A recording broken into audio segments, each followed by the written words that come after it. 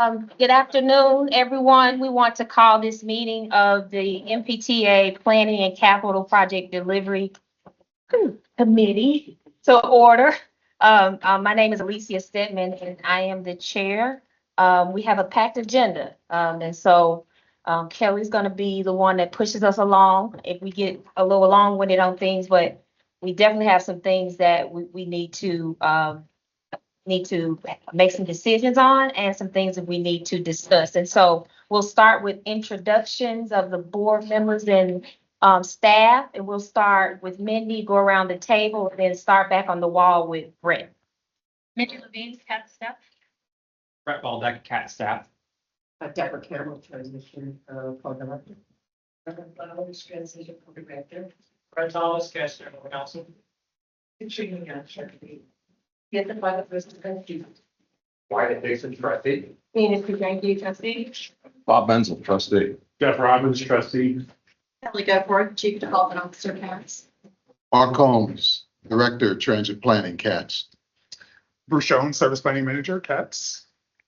Greg Nordina, consultant supporting Bruce and Mark. Brett Cagle, interim CEO, CATS. Colonel Perkins Jones, transition team. Brett Wallace, WSP. Amy Mox, Line project manager. Robert Deal, what?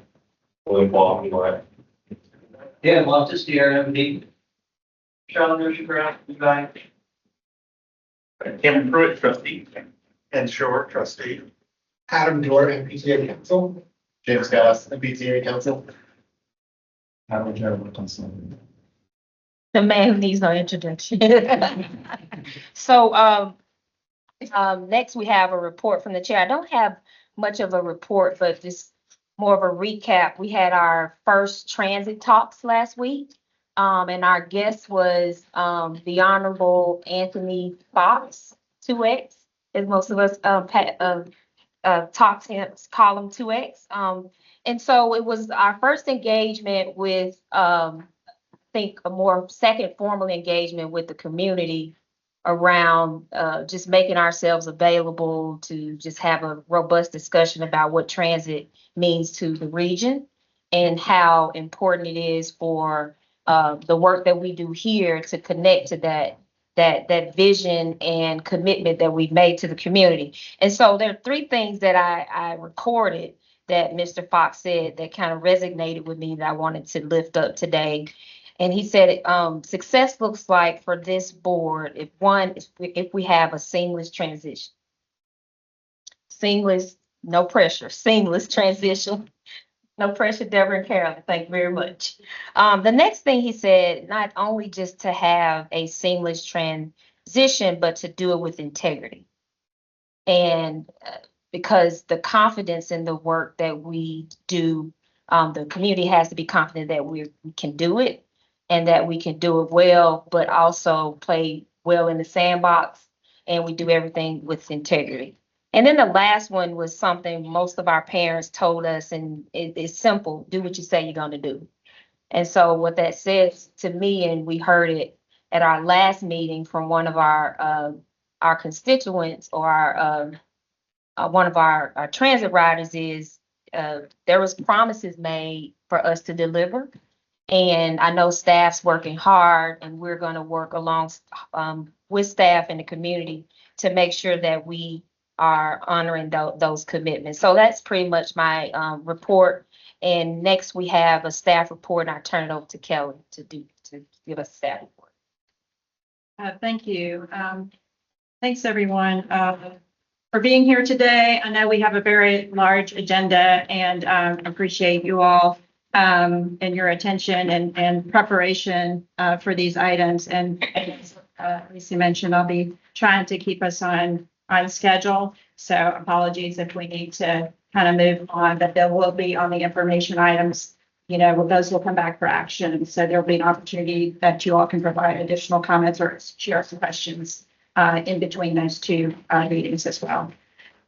So the first item I just wanted to share is that I'm really pleased to announce that we have filled the vacant Director of Transit Planning position, and Mark Holmes is here today. We're really fortunate, I believe, to have somebody with his level of experience, with nearly 40 years of experience coming from significant positions, including with the New York MPTA. And I just want to give Mark an opportunity to introduce himself. Good afternoon, everyone, and thank you, Kelly. And it's an honor to be here, and it's really I'm thrilled to join the team. My name is Mark Holmes, and I am the new director of transit planning here at CATS. Formerly chief officer of operations planning over at MTA Bus Company in New York. Prior to that, also deputy general manager of transportation for New York City Transit bus operations. I bring a long career, bevy of experience, most of it rooted in transit planning, starting all the way down from traffic checker and working my way up through the ranks over the past almost 5 decades now. So again, it's an honor to be here. I won't take up too much time talking about myself. We have a packed agenda, so let's get right on it. Okay. All right, thank you, Kelly. Welcome. Thank you. Okay, also included in your packet in the staff report is an update on our bus stop improvements efforts. I also sent the same update to the full board as well, so everybody was aware. We are working hard to address the comments and concerns about the need to accelerate the implementation of bus stops. And as you all know, we are trying to balance those two goals of accelerating the program, but also providing opportunities and capacity building for small businesses in our community as well. So we'll be working with one of our program management consultants, Lochner, to really evaluate that program, the opportunities that might be there to streamline our processes and look at alternative approaches that will help us to accelerate the program. And we're going to bring an update on that to an upcoming meeting. Currently, we're planning for July for that. We'll have more detailed information about that effort. And then related to that, they're also going to be helping us with a contracting strategy that will identify the short and long-term opportunities. I know the Finance Committee has also talked about the gap analysis and contracting opportunities. So working to develop that scope of work. A contractor outreach program as well. We really feel like the bus stop improvements program is an early opportunity for us to really meet some of these goals. So we're really excited about that opportunity and more information to come on that. We're also working to schedule, the chair asked us to work on a field visit and tour for board members to really get out there on the system, on our bus and rail system, and look hands-on experience at our bus stops, which will, I think, help you engage with that information and understand it in a real world situation about the steps that we take to plan and implement bus stop improvements. And then we're really excited to share that bus stop improvements app. The planning staff has been working on that. I'm really excited to roll out that tool, interactive mapping tool that shows the stops that we've already completed in terms of shelter improvements and other improvements with photographs and locations, and also the ones that are identified or in process and planned. And we'll be continuing to update that as we add additional locations that are in process. So we're really excited. Next steps on that, we'll have a dedicated web page for that information, and we'll be working with our communication staff to really promote that tool to the community. And finally, on service updates, we're going to talk, Bruce will talk a little bit about this in our upcoming agenda item, but we did want to make sure everybody was aware that the 82 Rock Hill Express will be discontinued on June 30th. The city of Rock Hill decided not to continue its funding, so there will be a public meeting in Rock Hill regarding the discontinuation of that service. So that's just for you all's awareness. And that concludes my staff report. I have one question. Just about the service updates. Mhm. what's the process for kind of determining what those changes would be? Is it same process you would use for a stop or taking away a stop, or what does that look like? So and Bruce is going to talk a little bit about that more in detail in his presentation, but this is going to be related to the FY27 service changes that we shared with you in prior presentations and approved as part of the budget process. And then this will be specifically in each service change, what is going to occur, and outreach to the community about those changes. Anyone have any questions before we move on? Just one quick one. In terms of ridership and frequency of AQX in Rockville, what does that look like and how significant of an issue is that? Yeah, I can't recall the ridership off the top of my head. It is our top, in terms of the regional express partnerships. It does have the highest ridership. Okay. I believe it's 2 trips in the morning and 2 trips in the evening, two or three, 4 trips per day. So there is an impact. A lot of riders in Rock Hill depend on that service.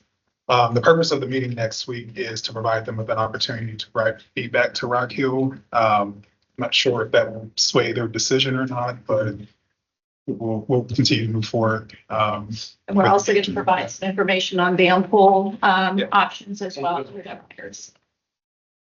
Do they have microtransit or anything down there outside of? They have their own provider, but I believe that they may be moving towards, I'm not sure if they're going to move to microtrans, but I think they're rethinking that service. Yeah, I was wondering why the change, why? Yeah. Was it funding or trying to make more options available, to residents? Because the demand is there, Yeah. so why the change? So, all right.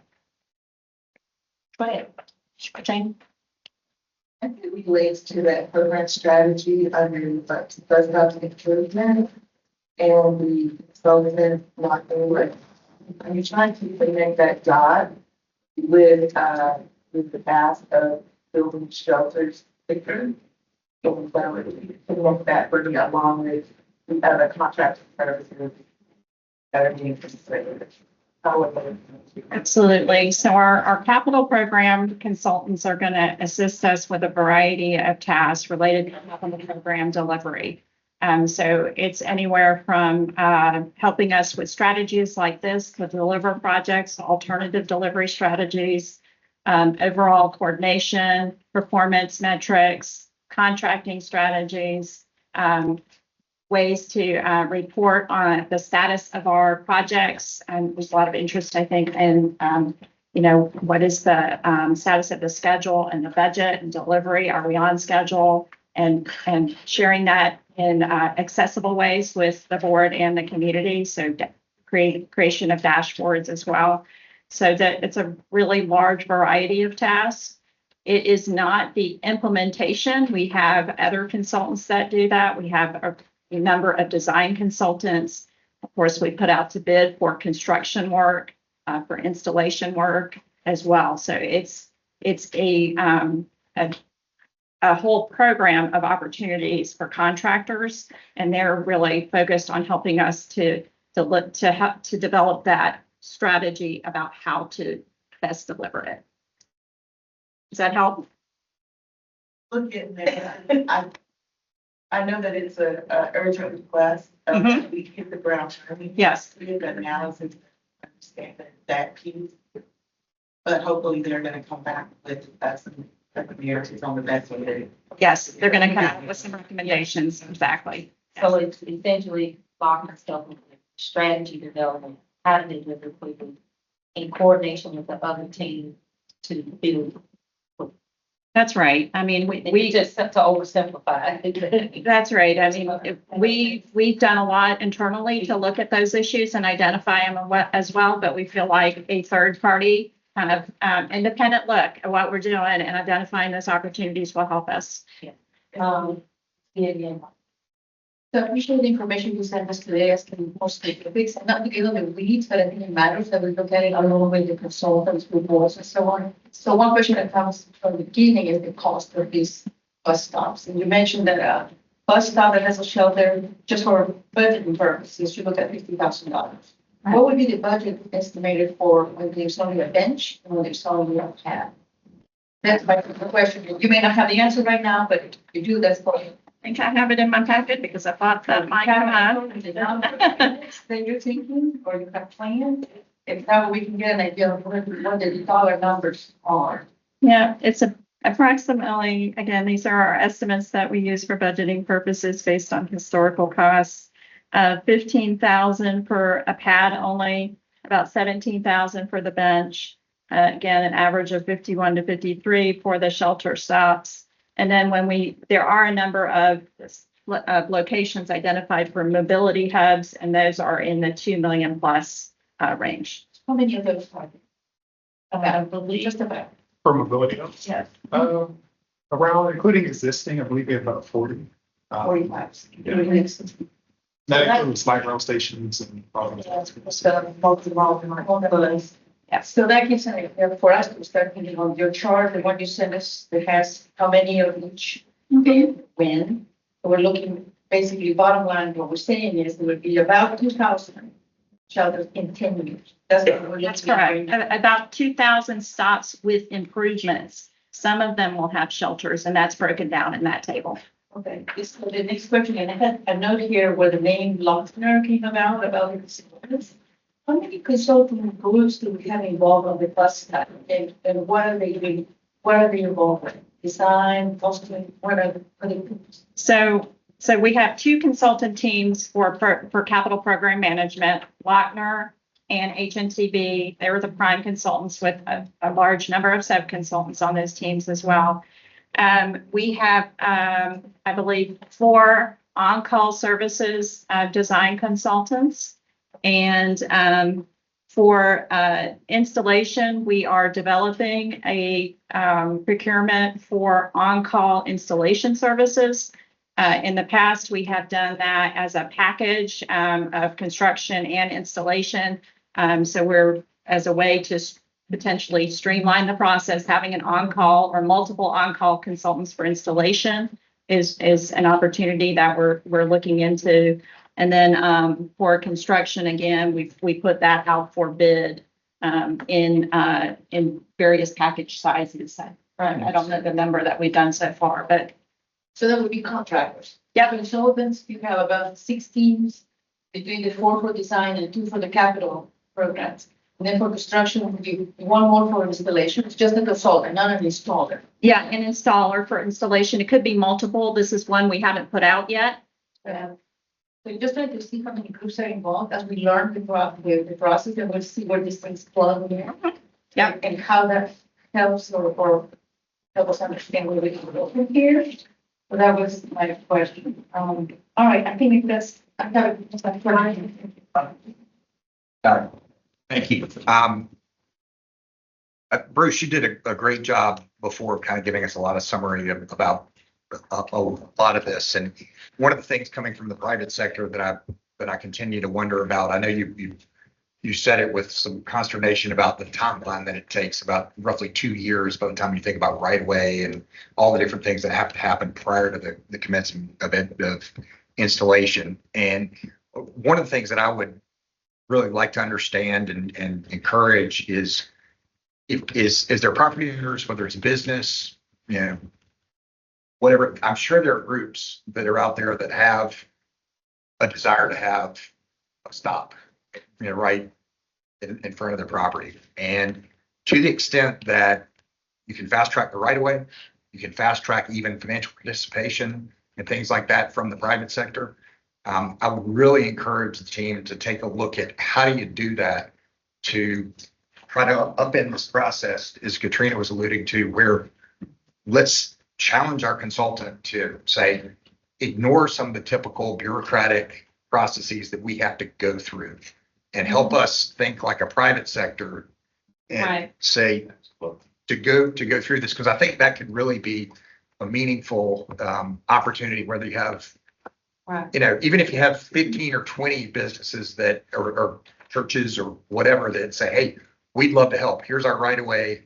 And I just went through the process having nothing to do with transit, but the Cross Charlotte Trail, where we were dedicating part of our property and getting compensation. And I felt like it took 3 years, and it's just a path. right? It was not, it was not. So, I will say, we do run into instances where we have property owners that are willing to give us an easement. Atrium is a recent example where we have a partnership with them. They agreed to an easement. So those, because of that, will fall into the simple stop. But we do have some situations where we approach the property owner. They may not be willing to agree to donate or give us an easement, so then we have to go through the acquisition. So it's a mixed bag, but that is an art too, is to try to first seek out easement agreements. But it's just always a case by case scenario when it comes to that. no, that's great. And I would also say too, that relative to the other authorities having jurisdiction over this, whether it's NCDOT or things like that, I'm sure you have a plan to go forward and talk about blanket easements and things like that along, obviously, all the NCDOT roads and things like That's that. right. These are the items that we've identified. You know, just to mention real quick that we also use the land development process. That's one of the lines on our table there that we look for opportunities through those approvals to get bus stops located and easements dedicated.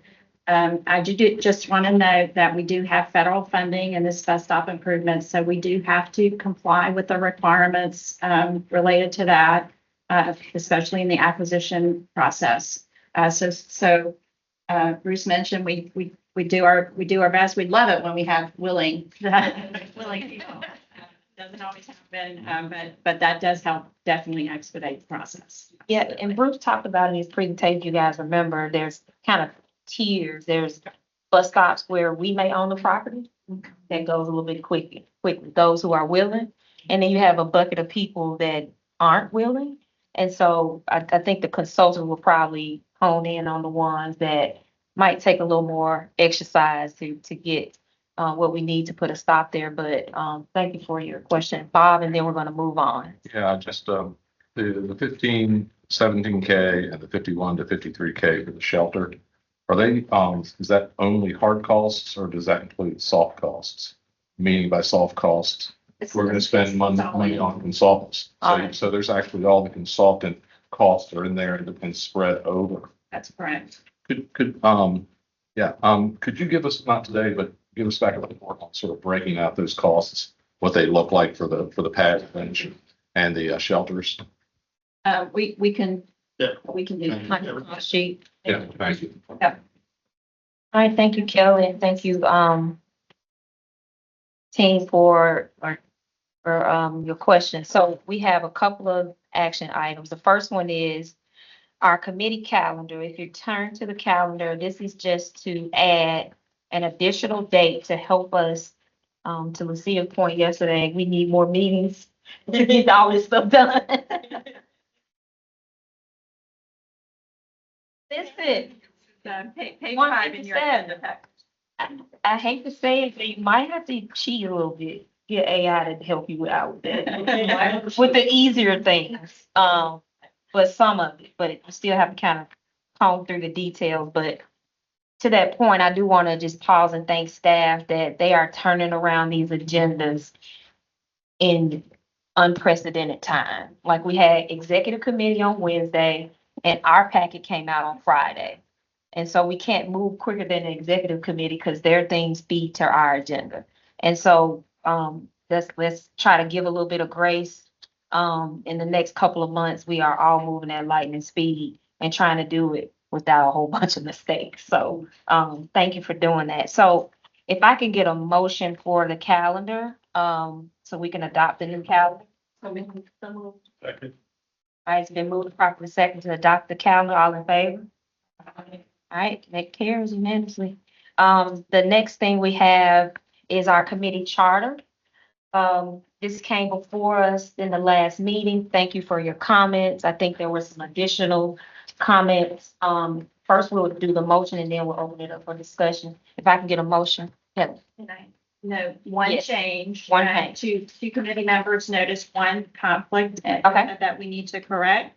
And so if the motion can include this change, we're going to strike in paragraph 7, at the last sentence where it says, board approval shall be required for the committee to include a comment period or conduct a public hearing at a meeting. We're going to strike include a public comment period. Yep. Thanks, Mike. Any other changes, Kelly? It's the only change. That's the only one? Okay, can I get a motion for that? So moved. All right. Can you say? I'll second. All right, thank you. Discussion. I have only one. Okay. Section two, disposal responsibilities. I know we talked, the last meeting about adding, working with the small business community, working with all, challenge businesses out there. And this was added, so thank you. But I would make a suggestion. Through the years, all these 3, 4 letters, they change from BBE, SBE, AW, whatever. That keeps changing with time, with administrations and whatever else. Could we just say monitor disadvantage in small business participation programs? So that kind of encompasses in general without being specific with the initial names. Disadvantage in small business goals. Participation. Participation. So they- That's too general. All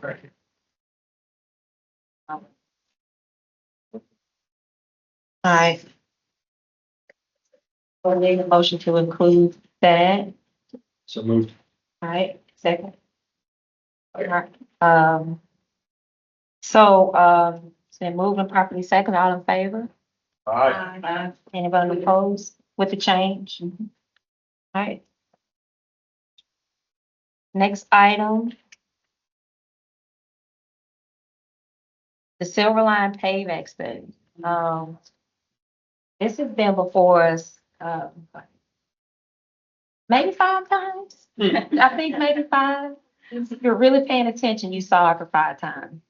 What I want to say about this, and Kelly, don't hesitate to just, if I mess up, but, this is a study that's required by, the Silver Line Payback Study is required by the Payback to consider, how the project may be delivered. So it's the value engineering. How might we save some money to add some other locations, from my understanding? It does not preclude us from looking at other location stops if we adopt it. This just says this is a study. We did take a look at it. These are the findings. And then we have the opportunity to move in whatever direction we choose, working with staff after that. So what'll happen is if we recommend approval, it goes through all of the committees and then goes to the broader board, and we have to meet that July 1 deadline. And so Kelly has a presentation and then we'll talk about it. Yeah, just really briefly, because you all have seen this information before, so there's no new information in the report. And so we just want to walk through this really quickly for you all. Next slide, please. As Alicia mentioned, this study is to meet the payback requirement to complete a value engineering study to extend the Silver Line further east. So there were 2 elements, the value engineering or cost reduction, and looking at funding options as well. Next slide, please. Just a quick flash up there, the Silver Line, it has a long LPA, but the fiscally constrained project was from the airport to Coliseum, Evans, 10 mile, 16 stations. So the goal is to see if we can get that further east toward Matthews. So included in your packet is the payback study report, which is the written documentation that you have received a presentation on at your board retreat, documenting the background, the principles, the process, project context, the value engineering options that were looked at, the funding options, and the study findings. So that's included in your packet as well, printed out. Just a quick reminder, there were 5 project definition options for value engineering identified. Those are options that would change either the station number of stations or the alignment in various areas. And so we have been out for public comment. Next slide, please. With some stakeholder and public outreach to get public input back on these potential changes to the project that would result in some cost reductions. And so you can see the list of back just a second, of stakeholder groups and community neighborhood groups that we've been engaged with so far. And this is, we still have one additional one on the calendar. So we're about to wrap this up. And we'll be providing that information to you at an upcoming meeting. And just quickly, on the funding options, our consultant InfraStrategies reviewed 37 funding options, and they identified some near-term funding options here that could be implemented in the short term and that don't require authorization for the MPTA to implement. And then there was a number of potential future opportunities that would have involved some more challenges, may require additional authorization, but they do could generate some really meaningful revenue in the future.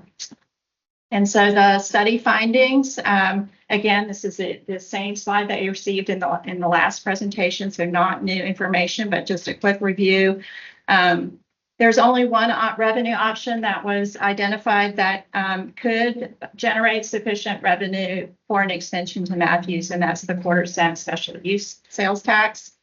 They did identify that it could be possible to extend one or two stations on the Silver Line East with the value engineering savings and in combination with multiple revenue options, some of those short-term options that are listed here. And then additional consideration related to the longer-term funding options, value capture alternatives, and mobility rate-related revenue options for the future. So as Alicia mentioned, this is today is to receive the report from our action today. The committee would convey the report to the executive committee, and then it would go to the full board to receive the report at the June 10th board meeting. The next step, as I mentioned, we're continuing our public and stakeholder engagement through the end of the month, and at an upcoming planning and capital project delivery committee meeting, we'll come back in June and July with a summary of the input that we received on the value engineering options. We'll provide some staff recommendations related to those changes, some proposed implementation plans for the funding options, and discuss with the committee next steps for the project. And be happy to answer any questions. Thanks, Kelly. Any questions for Kelly? Wyatt. Thank you. You're right. You've seen this like 5 times. There's a quiz. It seems like every time this goes to the full board, we all get wrapped around the axle talking about, what about this station? What about that? What can we do to help make sure that we don't get wrapped around the axle today or later?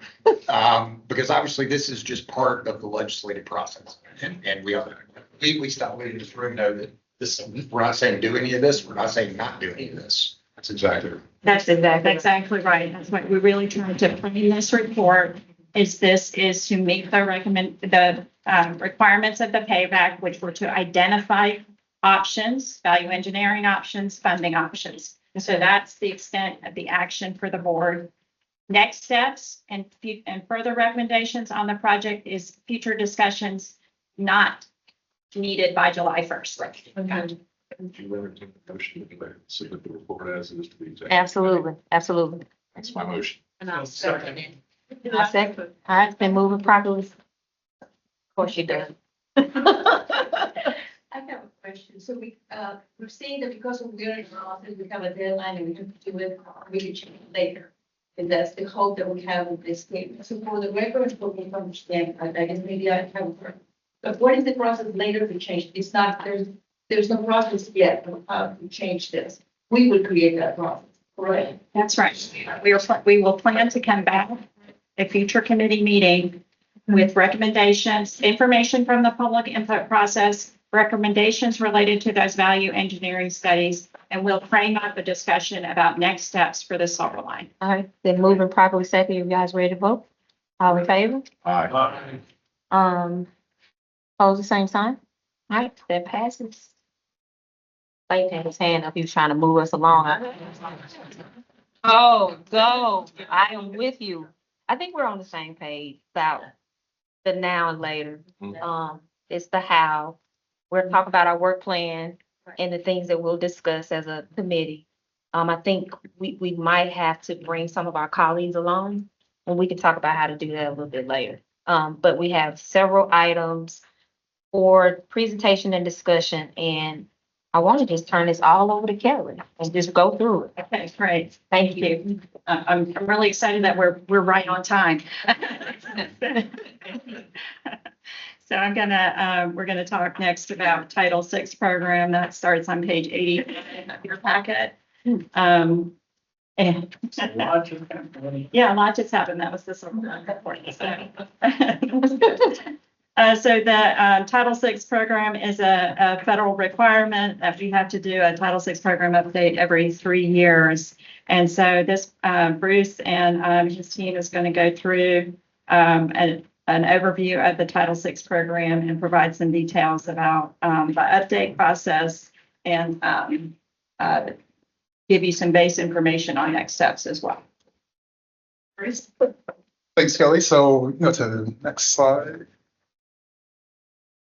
So today we have with us the consultant team, Nelson Nygaard, who's helped us develop the Title VI program update. It was included in your packet and it is almost 200 pages. So I'm assuming that everyone has read every single page. There's a quiz.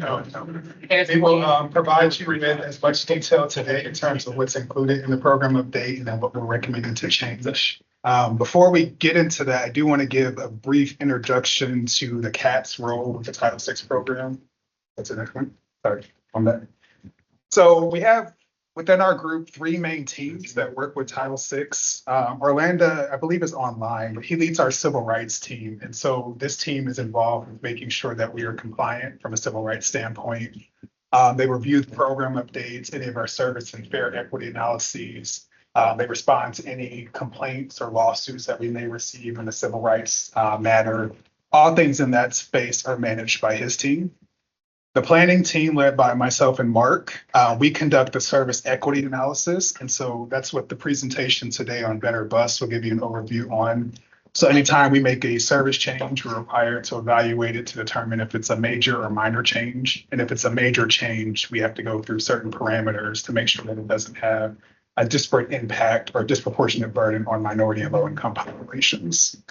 So our team manage that process. We also manage the development of the service guidelines and service standards, which we have another presentation to go through those as well, which is the current MTC 06 policy, soon to be transitioned to an official MPTA policy. And then last but certainly not least, we have the CAT's marketing team. And so this team is responsible for conducting the fair equity analysis. So the recent work that we've been doing on the FAIR study and all work in that space, they've been leading that effort. And then in addition to that, they help us develop targets for public engagement consistent with the requirements for the Title VI program. And so with that, I will transition over to Greg, who'll give you an overview of his team and the role that they've been helping us with in developing the Title VI program update. Thank you, Bruce. Good afternoon, everybody. My name is Greg Nordine. I'm a principal with Nelson Nygaard Consulting Associates, and I've been the project manager for the past 1.5 years, helping CATS with the update of their Title VI program, joined by my colleague, Sean McTagg, who's been assisting on this work. We can go to the next slide. Today, we're going to start with just an overview of what Title VI is. I'm going to walk you through the CATS's Title VI program. We're not going to do all too long on any one area just because there's a lot, but we are going to try to highlight the changes that are being proposed as part of this update. So just diving in, if you're not familiar with Title VI, Title VI is in reference to the Civil Rights Act of 1964. And this essentially states that no person that is in the United States based on race, color, or national origin will be excluded from participation or benefits of any program that receives federal funding, and that includes public transportation authorities. In the implementation and interpretation of Title VI, the Federal Transit Administration has issued Circular 4702.1B, affectionately just known as the circular, that details the processes and procedures by which CATS can demonstrate that they are not discriminating against their riders and community. In 1994, this definition was expanded to also include low-income populations. So this is a process that is looking not only at minority status, but also looking at income levels as well. In a nutshell, Title VI is really foundational just because it is essentially the foundation for how transit agencies demonstrate that they are not discriminating against their communities and their riders. Diving into the requirements of Title VI. So Title VI, as I mentioned before, the FTA has issued the circular that describes the Title VI program. It's about 9 chapters long. Only 2 of those chapters are actually relevant to transit agencies, and that is Chapter 3, the general requirements, and then also there's specific requirements for transit providers that are outlined in Chapter 4. In Chapter 3, you're going to see here that this is basically, most of these are just reporting of different composition of boards or any sort of complaints they receive, that CATS receives. So Chapter 3 requirements include things like you have to actually develop a Title VI program, which is what we've been doing. You have to provide notification to beneficiaries in your community of their protections under Title VI. You have to develop complaint processes and procedures. If you receive a complaint of a discrimination complaint, you have to keep a log of those complaints. You have to develop what's called a public participation plan. We'll talk more about that. A language assistance plan as well. We'll talk more about that. You have to report the racial composition of your planning bodies and advisory boards. You also have to monitor any subrecipients that receive funding through CATS that is passed through from the federal government, ensuring that subrecipients are not discriminating as well. So it's not enough that when you pass money along into your community, you have to ensure that that is being spent appropriately as well. And then additionally, the other general requirement is the citing of facilities. Any facilities that CATS develops have to go through a process to ensure they're not discriminating against passengers. Could you go back to that slide for just a moment, please? On the facility citing specifically, that excludes passenger-facing facilities because they already have a process in place for that. So just want to reference the conversation about shelters, highly relevant to Title VI, but actually has a separate process because that is specifically referencing non-passenger-facing facilities. So thinking about like maintenance yards, admin buildings, those types of things. That's what means facilities. We're going to dive into the 3 darker colored ones here. So the notification of beneficiaries, the public participation plan, and the language assistance plan. We're going to talk a little bit more about how those are changing in this update. But the rest of these are primarily just updates in terms of just reporting the updated logs or that information. Next slide, please. I'm going to spare reading the entirety of CAT's Title VI statement, but this is a very important statement that is posted publicly. And this is, in short, this statement is saying all the ways in which CATS ensures it is not discriminating against low income and minority populations, and that if you feel that you have been discriminated against, the recourse you have and and how you can the recourse you have. Next slide, please. This notification is shared throughout the system, many places, including this building, but it's essentially on every vehicle that's operated by CATS, as well as many passenger facilities, including the transportation center or the Charlotte Transportation Center, a lot of light rail stations, et cetera. Next slide, please. Diving into the public participation plan shortly. So this is the public participation plan describes all the ways in which CATS engages with passengers or engages with the public when they're making decisions. FTA requires a public participation plan, but gives very little guidance beyond the requirement to have one. And so there's a lot of latitude given in terms of how, when, and how often specific activities take place. However, they do say that your public participation plan should be determined based on a demographic analysis of the populations that are affected, the type of plan, program, or change that's being under consideration, and the resources you have in hand. So basically, FTA is saying that any public participation needs to think about the audience that you're communicating with.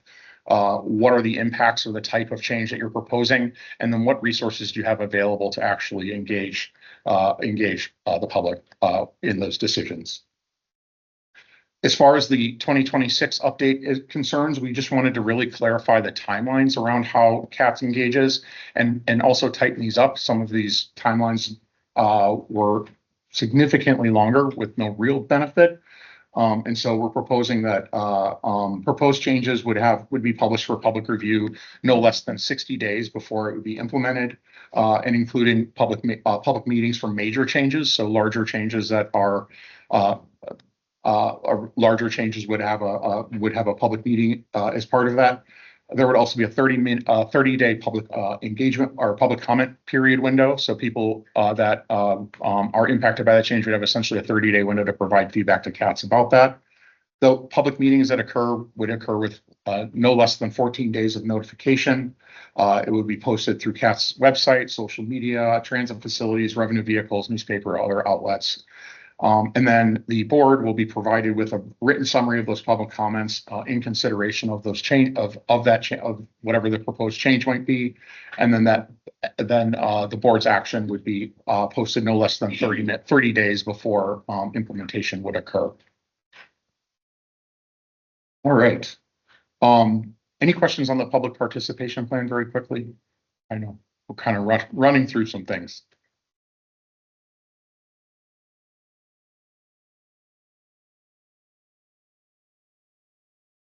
It depends on the nature of the change, and the public participation plan does go into some detail, but we try to account for this. But it really depends on the nature of the change. It's not necessary to notify the entire ridership about a bus shelter changing, whereas a larger change or a planning study might require engaging more people. So we list out the types of places that you would engage, but the specifics are really dependent on the actual nature of that change. So there's no data, like. Yes, it'll be posted to the CATS website, social media accounts, at transit facilities, on revenue vehicles, newspapers, and other media outlets. It's a third bottom bullet from the bottom. Yeah.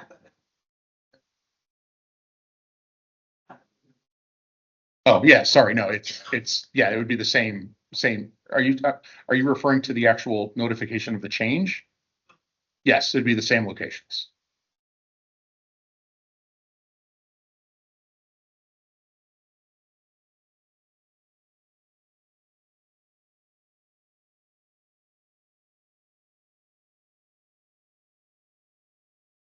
Yeah, one thing to be clear about with the public participation plan is it's really focused on engaging people in decision making, not necessarily notification of something happening. So changing a bus stop or making a decision to change service is different than deciding whether or not you want to change service. And so this process is really focused on the decision making aspect, but the actual notification of that is largely tends to be a broader because it tends to impact more riders directly. So yeah, we're highlighting here the process for the making of the decision, but once the decision has been made, that sort of then just becomes a communication issue that's not as covered by Title VI. Next slide, please. In the language assistance plan, FTA requires that all agencies develop a language assistance plan to provide accommodation for people who speak languages other than English. In the development of that language assistance plan, you start with what's called your 4-factor analysis. This is essentially identifying the populations of people that speak languages other than English in your community, and really tries to understand how large those populations are. Then we also look at things like how often do those populations actually utilize CATS services? So how important are CATS services to serving the needs of those populations? The nature and importance of a program and how relevant it is to that community. And then again, the resources available to provide accommodation for them are those 4 factors. Next slide, please.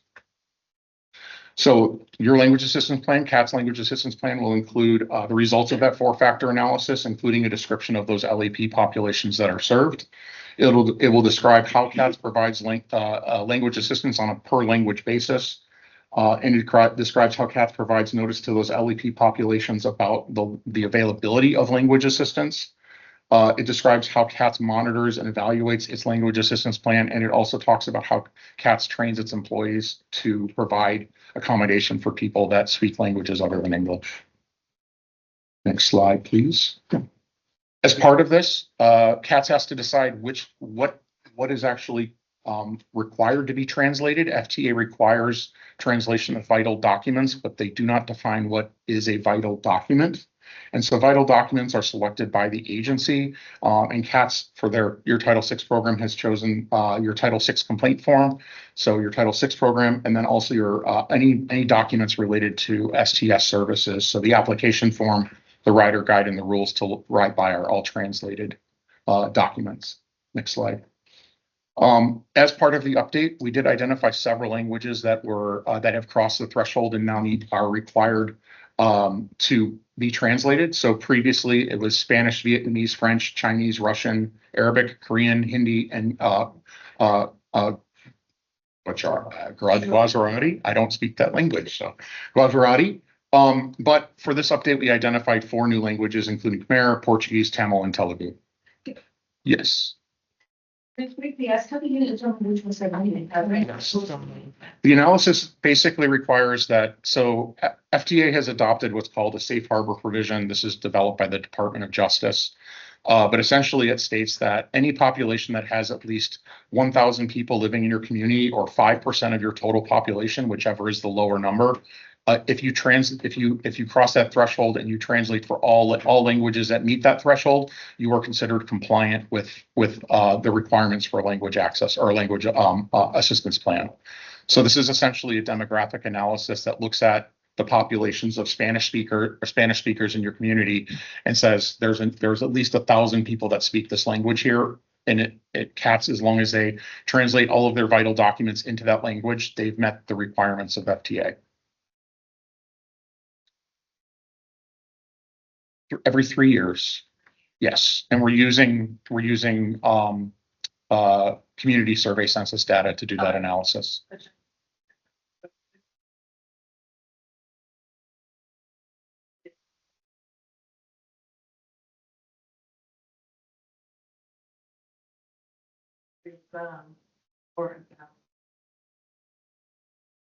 There are some instances in the way that the census aggregates language data. They sometimes group languages together and it makes it impossible to differentiate. So for example, they might say Slavic languages, and it could mean like 4 or 5 different languages that you would have no way of translating, knowing which one is actually to translate to. And so those would be excluded, but any language that hits 1,000 people or 5% of the population, we translate for, or is automatically included. So this is the exhaustive list.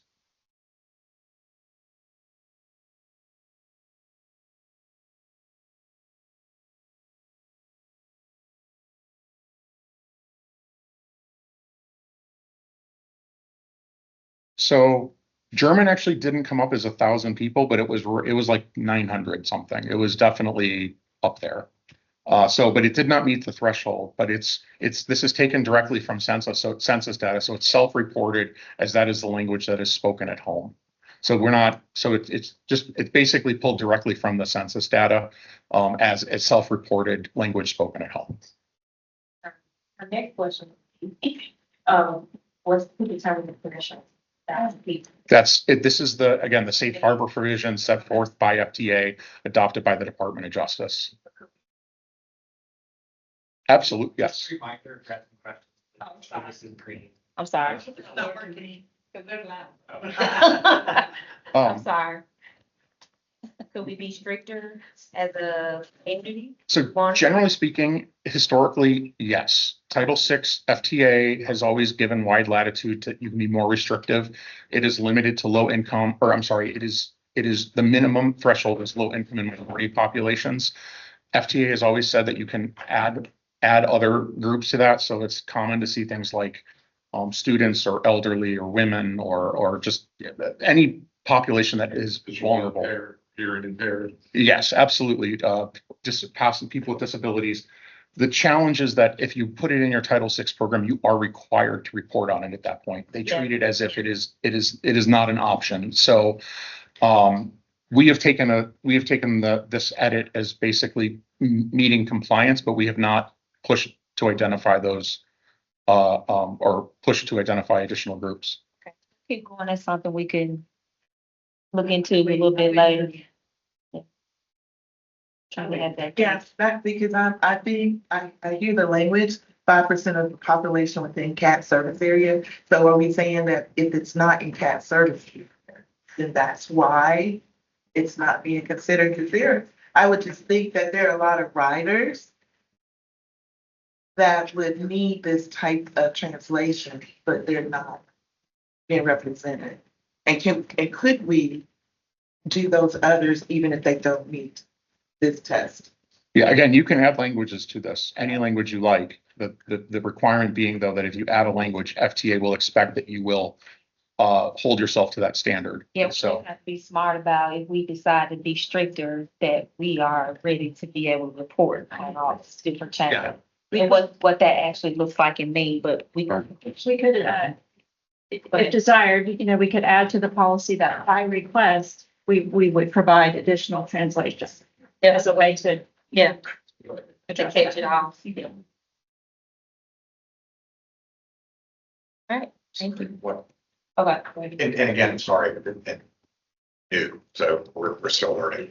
And again, this ties specifically to the vital documents selected by CATS. This does not have anything with signage, does not have doing, it is simply these documents.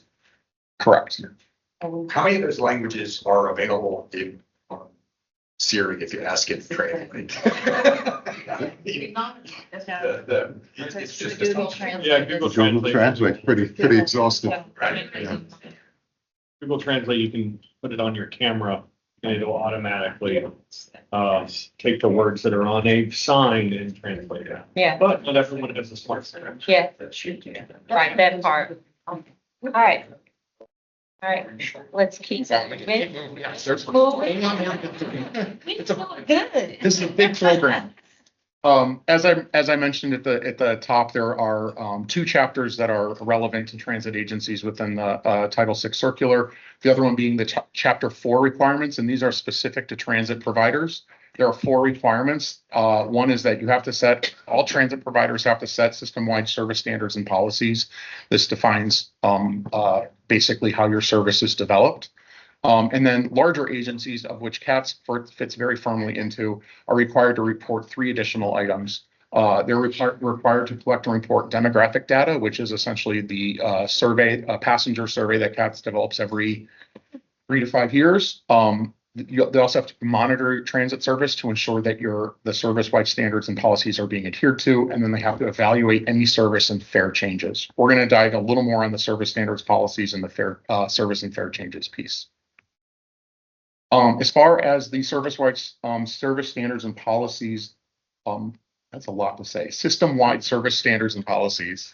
Those are developed modally, so bus and rail have their own separate set of standards, but it describes how service is distributed across the system. It defines things like frequencies, spans, passenger volumes, on-time performance, where amenities are distributed, and how vehicles are assigned. The passenger frequency spans, load standards, and on-time performance are all policies that you have to adhere to. The amenities distribution and vehicle assignments the first ones are standards that you have to set thresholds and adhere to. Amenities distribution and vehicle assignment are policies, so there's actually no reporting requirements. You're just required to have a policy for them. CATS, go back please. CATS service guidelines are actually captured in a separate policy that is just subsumed by the Title VI program, and that's the MPTA 06 policy document. Next slide. As far as the service and fare changes are concerned, all fare changes are all proposed changes have to be evaluated to determine if they present a disparate impact on the basis of race, color, or national origin, or have a disproportionate burden on the basis of low income status. So basically, all changes are evaluated to ensure that we're not putting undue burden on people based on race, color, or national origin, or placing undue burden based on income status.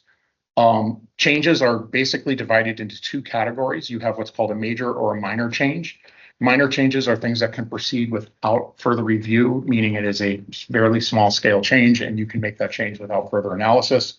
Major changes require a second level of analysis we'll talk more about.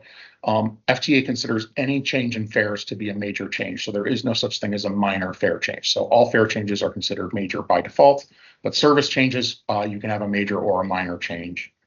Major changes, they are once a change has been evaluated to be determined that it is major, it is then evaluated for impacts to minority and low income populations. Changes that have been determined to not have an inequitable impact can proceed with adoption. But any changes that have an inequitable impact, that you either have to figure out how to remove that impact, reduce it, or mitigate it in some way. And only then can that change be approved by the board. So if there is a change that is proposed to disproportionately impact a population, there needs to be a strategy in place to ensure that that change minimizes that or removes it altogether. And again, these policies are defined more thoroughly in CAT's service and fare change policy as well. We are proposing some changes to how service is evaluated. Next slide, please.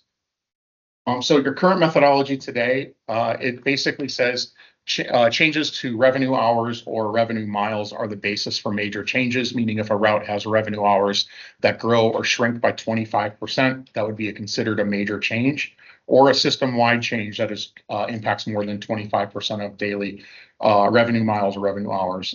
Adding a new service is considered a major change. Eliminating a service without a replacement is considered a major change. And then cumulative effects over the period of 3 years of minor changes that would total a major change if done at once would also be considered a major change. So if you do like small incremental changes to a route over the period of 3 years, and it would have been a major change had you done that change all at once, it is considered a major change. We are making this methodology a little clearer, because right now the way the methodology works is it only talks about revenue hours and miles, but doesn't actually talk about geographic impacts. So for example, you could reroute a bus stop completely from the corridor it's on today, but never touch your revenue hours or miles, and it would be considered a minor change, but the people who use that route would have no service. So we saw that as a pretty big gap and wanted to address that. So we are saying that for geographic changes, any kind of change that would impact more than 15% of the bus stops along a route. So if you have a bus route that you are making changes to, and it impacts 15% of the changes, bus stops or more, then it would be considered a major change. And then we're thinking about the time aspect of changes as well. So any changes that impact more than 90 minutes of your daily service span or impact more than 25% of your revenue hours would be also considered a major change. So this would be things like adding service late at night or reducing frequency. Those would fall under that category. Essentially, though, everything else stays the same. So new routes, the discontinuation of existing routes without a replacement, and then cumulative effects over a period of 3 years. Next, yes. I apologize. Sorry. Could you give me an idea? Just 15% sounds innocuous in terms of the number of stops along a route. What is the average number of stops along a route? I'm just. Yeah, it depends on the length of the route. Yeah. But as an example, I mean, is there one that's 10? I mean, I'd high to low, if you mean that's. Express routes 10, yeah. But you could say a typical route, I mean, 30, 40, 100. Yeah. Throwing out. I mean, it all depends on the other question probably is bus stop spacing in this case, because the route lengths vary, the route paths vary. So you want to look at average bus stop spacing along a local route, which, do we have that number? We can get you that number. Yep. Fundamentally, I'm just saying 15% might be perfect. I just wanted a relevance to see if we think that's the right threshold. We were trying to capture changes that would allow CATs to make changes to bus stops at a smaller level without necessarily triggering a whole process. But still wanted to, and so, I don't remember how we ended up at 15 off the top of my head, but, It was based on Baltimore and some peer agencies. That was the threshold they used for theirs as well. So we based it off of that methodology, and how we define that. And Madam Chair, I know we got to move on, but I'm like quiet, I'm learning. That last one about the cumulative effects over 3 years, how is that tracked so that you know that you've had an accumulative effect? Yeah, so we track revenue hours, for instance. We track that service change. And so if we see that we've reduced revenue hours by X% and then eventually it adds up to 25%, that's when it would trigger that. So we track that data regularly for our service changes. Same with bus stops. That's also tracked as well. So all things in that space. So for 3 years, somebody is, that's their role to track that. We'll get fined by the FTA. I was just thinking, like, you probably track it every day. All right, almost done. Almost done. we're rounding the bet, I promise. As far as the evaluation of inequitable or of equitable, as far as the evaluation, as far as evaluating service changes, we did update the thresholds based on thresholds that we're using to define minority and low income status. This is based on updates to CATS's customer service or a rider survey from 2022. So that has been updated so that minority populations now are 59%. So that is the baseline for evaluating whether or not there's an impact. And then 18.8% for low income populations. Essentially, there are two data sources that CAT's using to do these evaluations. It's the existing rider surveys, which tends to be more accurate because it's actually talking about your rider base. And then we also use census data when you're thinking about more broad community impacts and thinking about non-riders. This survey is going to be updated in fall of 26, it looks like, as well.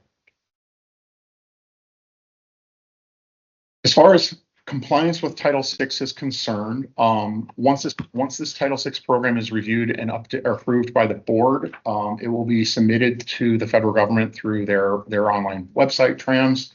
It'll be theoretically then FTA will review that and approve it. But more pressingly, when FTA completes their triennial review, which happens once every 3 years, they'll do a full audit of it at that time. So the next review would be 2028. And then if worst case scenarios, if it shows that CATS is not compliant with Title VI, some of the potential outcomes include freezing of federal funds or potential recoupment of funds, depending on the nature of that issue. Yes. All right, I think we go, oh, yes. So the questions around compliance, while a lot of the, well, thank you. A lot of the work for Title VI seems internal. Is there any training for CATS associates outside of more customer-faced training? So for like drivers, for example, do they receive Title VI training so that they are aware of the signage, or if a sign gets I don't know, graffitied or something like that? Do we have that kind of training awareness among the CAT staff about how important this is? I'm not too sure. We can check in with what's all our conference with the training, to see if that's a component of that. We can report back. Thank you.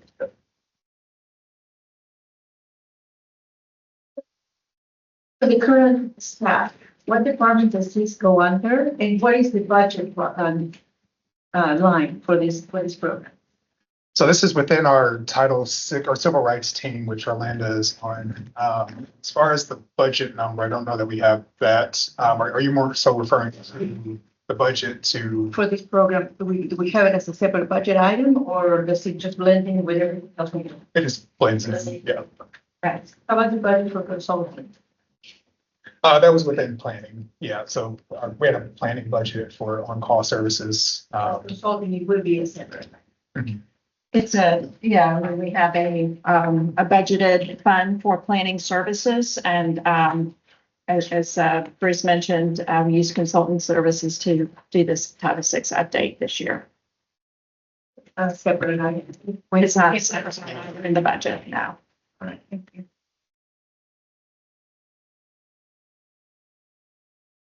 I'll just second with. So I can go through the next steps, just to give you background on the public comment period and then the board approval process. So we are submitting this to the public for comment over the next 30 days.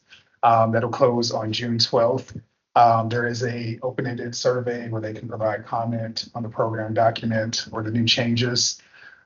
This is all on our civil rights website as well for information for individuals to browse through the document and then also complete the survey. The MTA process, so we are presenting this as an info item to this team at this meeting, and then also presenting this to the Operations and Safety Committee later this month. Then it will go for recommended approval to the Executive Committee at the June meeting. The Executive Committee will then recommend full board approval in July and then full board recommendation in that same month, rather, July at their meeting. And then we would officially, once adopted, submit this to FTA in August 2026. And then that will keep us compliant with the October deadline for submission to the FTA. With the public comment period, that are virtual, are they in-person opportunities? How does that work? So it's open-ended. There's a survey, but then also an opportunity for individuals to call in to customer service if they want to provide comment. But we're also lumping it in as a part of the Better Bus engagement. So Okay. there's kind of some overlap there, but yeah. Correct. Yeah, so I'm just thinking about, because Kathy sent us some to share and Mhm. we might be able to get the word out if that's included in that information. Yeah, for sure. Same time network.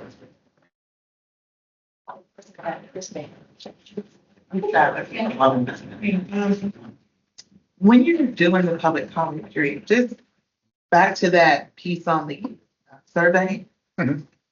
You provide the data on the number of participants in the survey versus the number of writers. And what percentage did we actually survey to get to these numbers? Yeah, essentially, yeah. Okay. Yeah, the survey is required to be statistically significant as well. So it is built to a high level of confidence that it's reflective of your ridership base. Are you referring to the customer service satisfaction survey or The one that, yes, the one that's calls me to that we're basing our information on, and I Oh, think for sure. the other one in the fall of 2022. Yeah, so we can share that with you. All right. I think we got our questions. Kelly, next item. Okay, our next item is item E.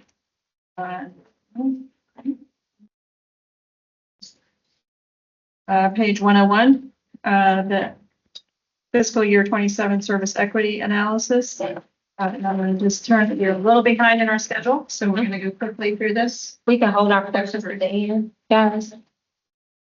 We can hold our questions to the end so she can get through it. Thanks.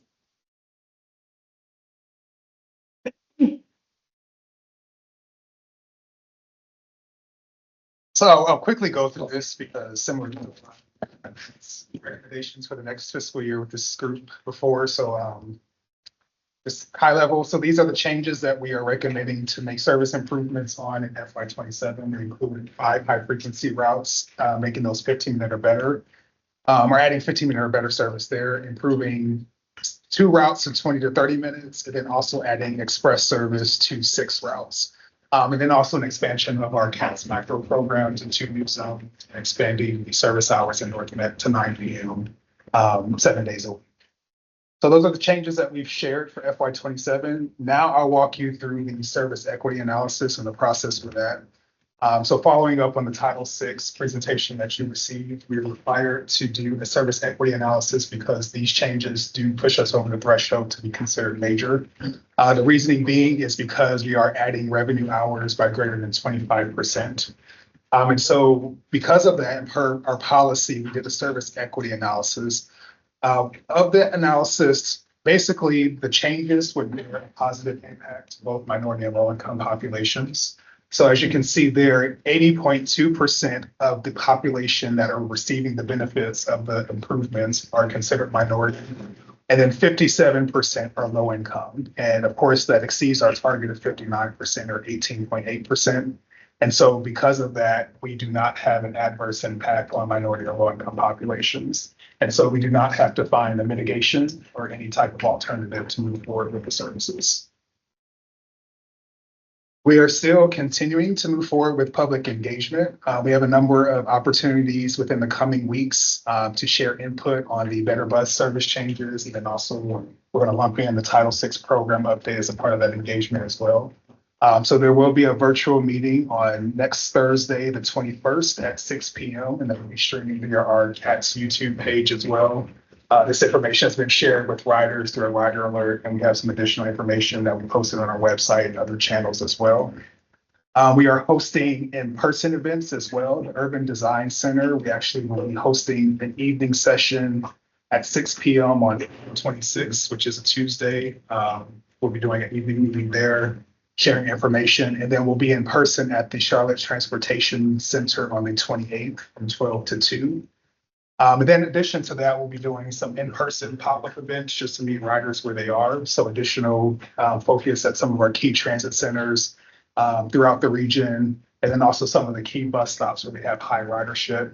We're also working to distribute sandwich boards and other information at bus stops for individuals to take advantage of. They'll have a QR code and the website information for individuals to browse as well for the changes. We'll be attending some partner events. So next Tuesday, I'll actually be at the Sugar Creek I-85 meeting in coordination with the city's Raise Grant effort. And so we'll be sharing information about Better Bus there and engaging additional residents within that area. And then we'll partner with our Marcom group to identify other opportunities for us to hold additional engagement throughout the region. So a lot of upcoming events over the next couple of weeks that we'll be out in the public sharing information about. We do also have a survey that we are conducting on Better Bus priorities for FY27 to get feedback on the recommended changes in our service priorities. So that is available on our website via the CATS Better Bus page. Or if you scan that QR code, it'll take you to that page. You can also access the survey directly at publicinput.com/better-bus. And so similar to the approval process for the Title VI program update, so we'll be, of course, sharing this as an info item today, but then coming back at the June meeting to share a summary of public engagement that we received for the FY27 changes. We'll then allow this group to recommend this to full board approval to the executive committee for the July meeting, and then similarly for the full MPTA board at the July meeting as well. We're also sharing this as info at tomorrow's PTAC meeting to do traditional engagement with that group, make sure that we're spreading the word. So a lot of engagement, a lot of board approval processes, but we are working to make sure that we have a successful launch for FY27 with Better Bus. That meeting tomorrow. So 4 people? Yeah, 4. So I was thinking, I know we're doing a lot of engagement and I'm almost certain that you're tracking all of that. Can we get kind of an engagement summary, just an idea of who's actually showing up at these things, like kind of what the attendance looks like, and more importantly, are we getting what types of feedback? Like, because substantive feedback is more important than having a bunch of seats in the room and nobody say anything.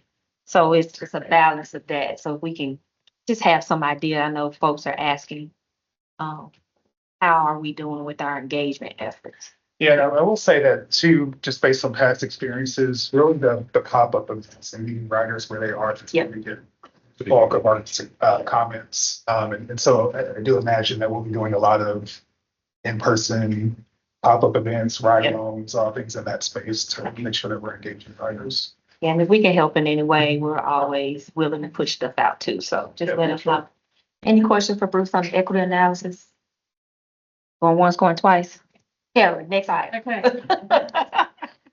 So next item on agenda, item 5F, beginning on page 105. This is the two critical operational policies, the travel markets policy and the transit service guidelines policy. These are policies that are used by our team to design services, either new services or changes to services, and they're used in the evaluation of those services as well. And so we're going to provide an overview of the policies and discuss the recommended changes. Again, these are two of the policies that need to be in place to meet the payback requirements by July 1st. So that's why these are on your agenda today.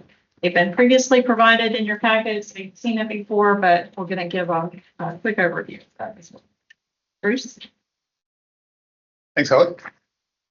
So I'll kind of breeze through these items that we've covered before, just for the interest of time. But as Kelly mentioned, so we are working to transition our existing MTC 05 and 06 policies to MPTA policies. So these are our travel markets policies, which provides guidance for travel markets where we define as being competitive. And then also our service guidelines, which defines our service development and changes, as well as bus stop standards and performance measures. Sorry, Bruce, just to note for everybody that there is a handout of these presentations at your place. They weren't in the package. There's a hard copy. Thanks, Kelly. And so just kind of going through high level, I shared this with you before, but the travel markets policy, which will officially be at MPTA 05, travel markets. So we define travel markets into two categories, primary and secondary. And so what you see on the screen here are the primary markets. And so these are largely defined as travel by individuals who rely on CATS for mobility needs, travel by existing customers from our existing service area, travel to and from one of the original 5 corridors, which is largely representative of the Blue Line, the future Silver Line, the Gold Line, and the Rapid Transit corridors.